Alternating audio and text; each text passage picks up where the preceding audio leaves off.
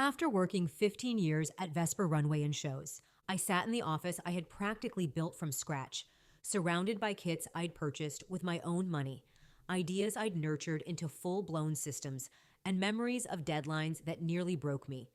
The laminated sign above my desk read, Problem in Chief, a joke for my team. Only now, the joke was on me. Sloan, my boss Marcus said, not meeting my eyes.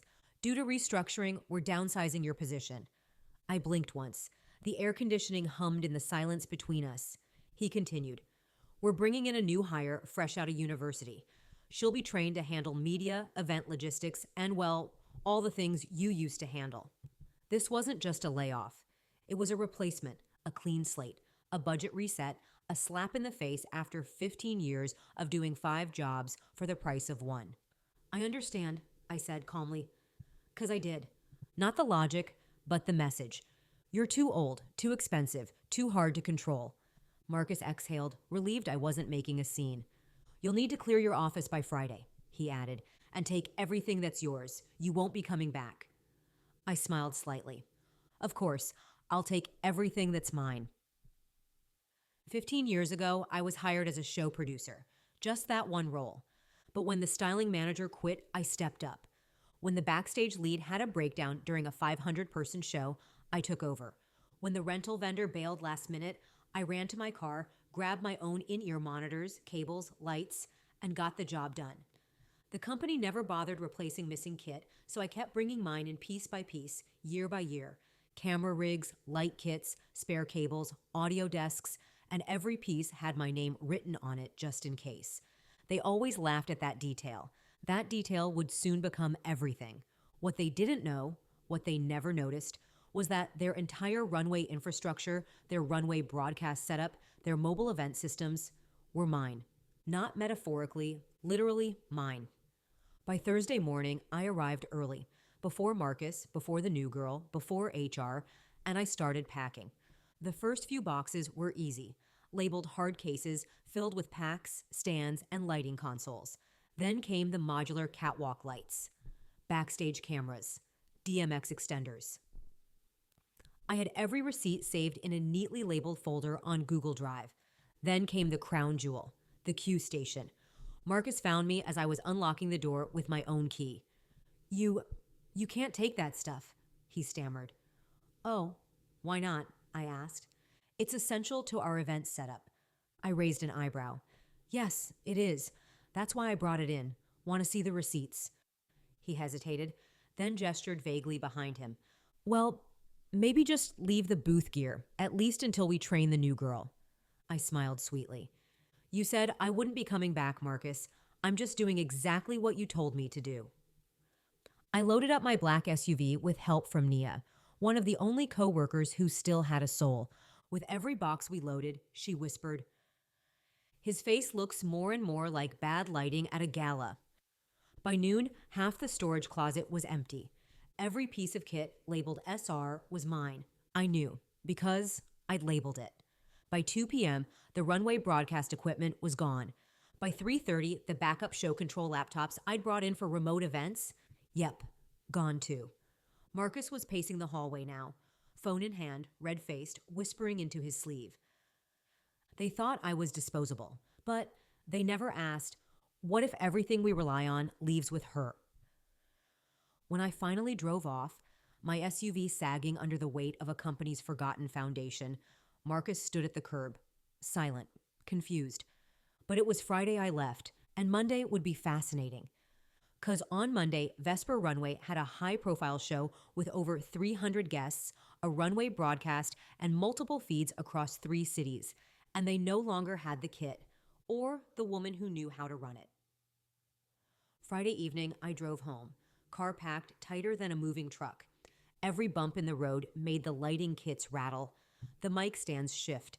I glanced in the rearview mirror at the kit that had powered dozens of shows, runway galas, designer launches, and I remembered something my dad once told me.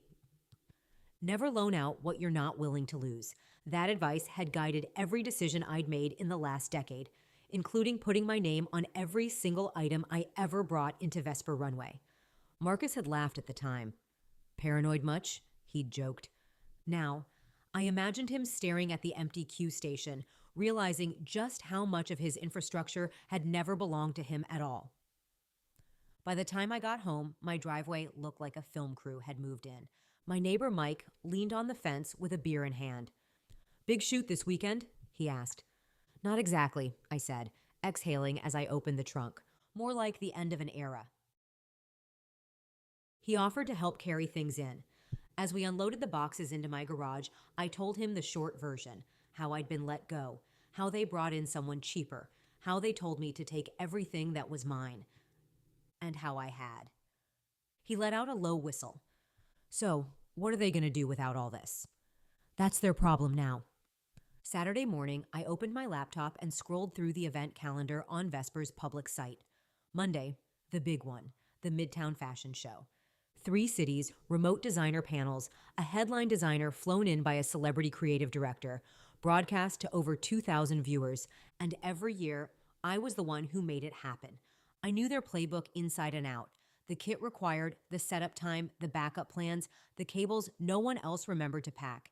And I knew that, without me, or my equipment, they were in serious trouble. But I wasn't smiling, not really, because this wasn't some petty revenge fantasy. It was personal. 15 years of giving everything, missing birthdays, anniversaries, staying up until 2 a.m. to fix a crashed feed because there was no one else who knew how. I trained interns, built workflows, prevented disasters before they happened. And in the end, I wasn't even worth a real explanation, just a canned line about downsizing and a 20-some with a shiny degree and no real experience waiting to take over my life's work. Sunday afternoon, I got a message from Naya. "Hey, just a heads up. Marcus has been calling people in a panic. Something about missing runway inventory and a broken runway broadcast plan." I responded with a simple thumbs up emoji. 30 minutes later, she called. "Sloan, I know you're done, but I gotta tell you something. They had the intern try to set up tomorrow's show. She didn't even know what a DMX node was. Marcus actually asked if we could just zoom it in with laptops. I nearly walked out." I closed my eyes. It was worse than I thought. "And the venue?" I asked. "New location this year. No built-in runway. They were counting on your kits. The wireless mics, the runway camera rig, the video wall switcher, all gone." She paused. "He asked if I could maybe reach out to you. You know, just for a little help." I didn't answer right away. After a long silence, I said, dash dash, "I wish I could help, but I'm doing exactly what he told me. I took what was mine and left. I don't work there anymore." She sighed. "Didn't think you would. Just figured you should know what kind of chaos is coming." As the sun set, I walked out to my garage and flipped on the lights. Dozens of items sat neatly stacked and labeled. I ran my fingers over the lid of the road case that held the wireless transmitters, over the charger dock for the LED uplights, over the laminated emergency cable chart I'd made during a 3-day power outage. They hadn't just fired me. They'd amputated their only working limb and handed the scalpel to someone who didn't even know which side was sharp. Now, they were about to try and walk on their own. Let's see how that goes. Monday was less than 12 hours away. I made tea, opened a new document on my laptop, and started writing. Not a resignation letter, not a rant. Something better, a pitch. Because after 15 years of being the invisible engine behind other people's success, I finally had a shot at building something of my own. And if Vesper Runway wanted to burn down what we built together, I had every intention of rising from the ashes. I was halfway through my first sip of tea when the first call came in. Anonymous number. I didn't answer. Then a second. From Vesper's front desk. Still no. By 8 a.m., I had 3 missed calls, 1 voicemail, and a text from Nia that simply read, "They're falling apart. I've never seen Marcus like this." I believed her, because I knew exactly what they were walking into. The Midtown Fashion Show was Vesper's biggest spring event. It spanned 3 cities, each with its own tech setup, and required seamless, interactive Q&As, backup feeds, and content switching. I'd built every part of that process from the ground up, from color-coded cable routing to customized overlay graphics. And all of it was gone, still sitting, labeled and dust-free, in my garage. At 8:32 a.m., I got a panicked voicemail from Marcus. His voice was clipped and fast, like he'd already had too much coffee or not enough sleep. Sloan, hi. This is Marcus. Look, I think there may have been some miscommunication about what equipment belonged to the company. We really need you to clarify a few things urgently. This event is going sideways. Please call me back as soon as possible. I didn't. Instead, I opened my laptop and kept typing. The pitch deck was coming along nicely, a consulting and technical support brand for arts nonprofits and fashion shows. Simple, clean branding, flat rates, transparent services. My tagline was almost too perfect. You don't need an agency. You need someone who gives a damn. At 9 a.m., Naya texted again. They're trying to run everything through someone's personal iPad. Sound keeps cutting out. Audience is fidgeting. One of the designers just said, "Can anyone hear me?" They're asking for your setup diagrams. I told them I didn't have copies. I do, I thought. But I'm not giving them away for free. I smirked. Nia was loyal to a fault. And now, they were finally realizing who their real backbone had been. By 10:15 a.m., my inbox lit up again.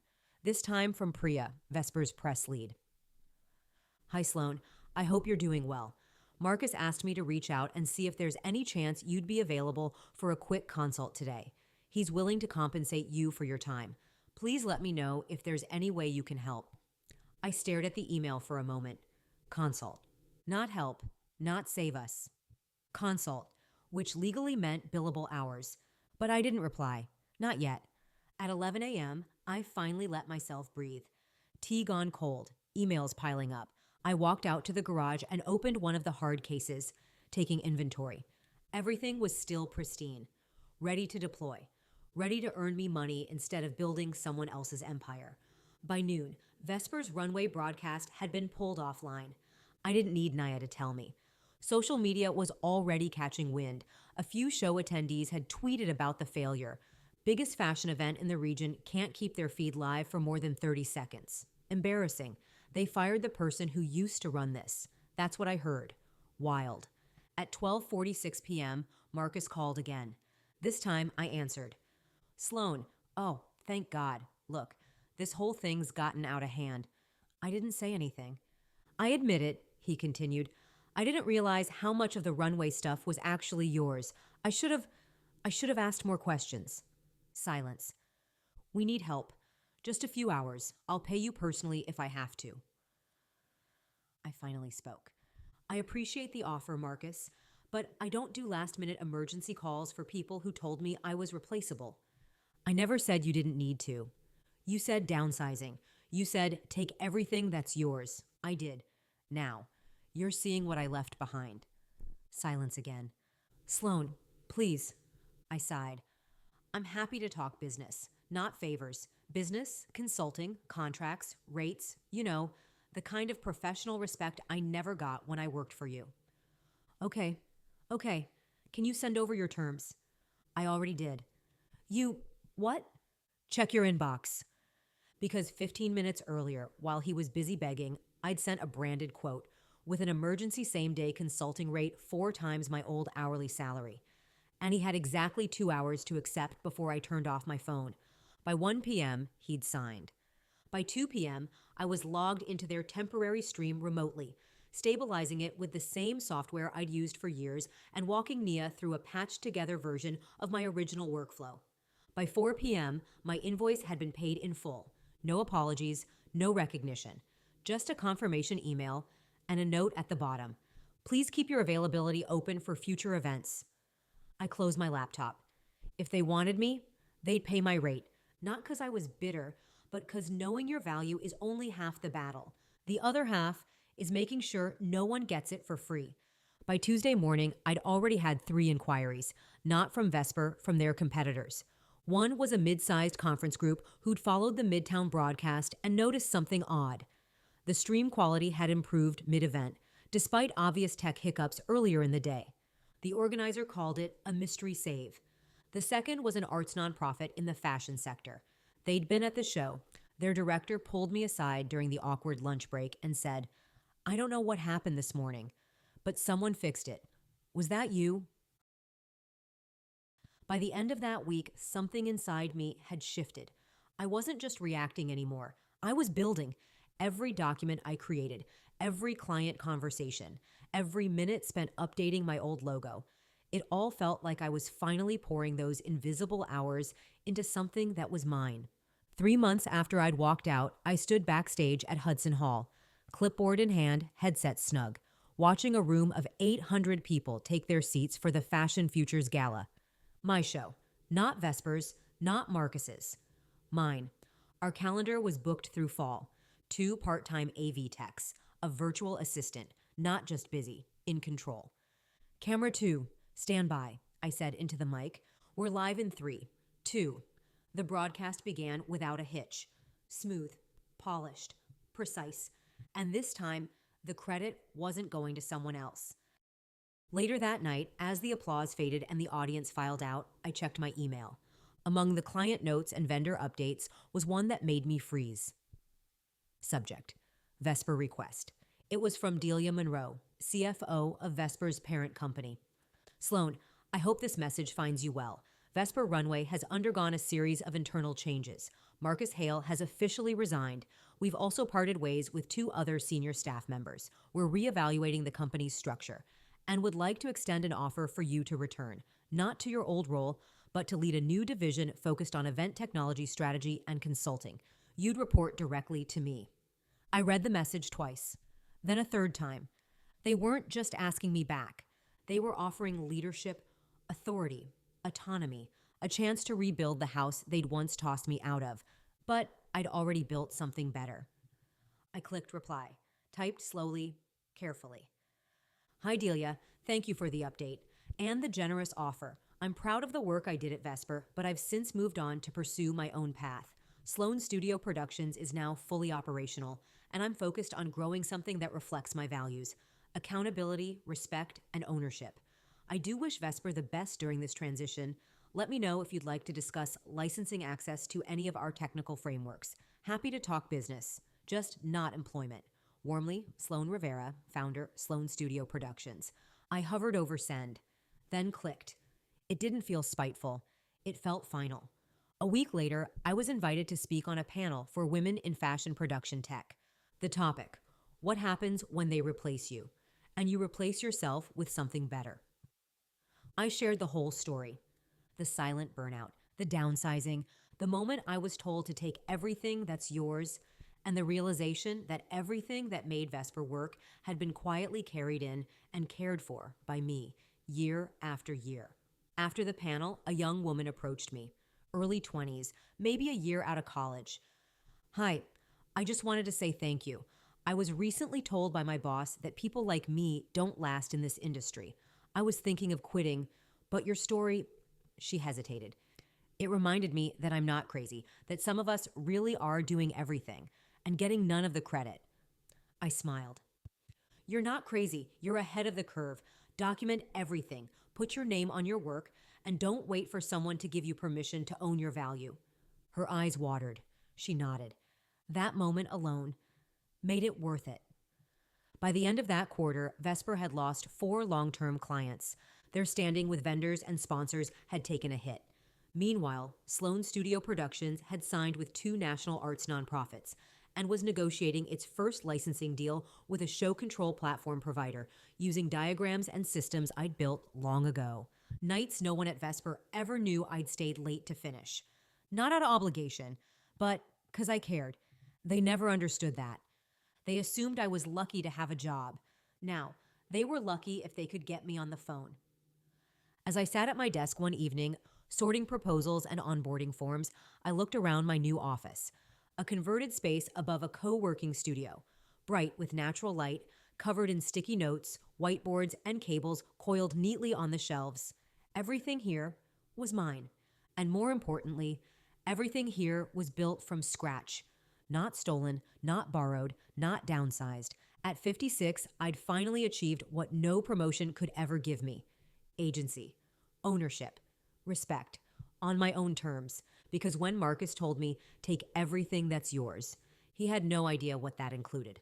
It wasn't just my lights and cameras. It wasn't just my workflow or expertise. It was my power. And now I'm never handing it over for free again.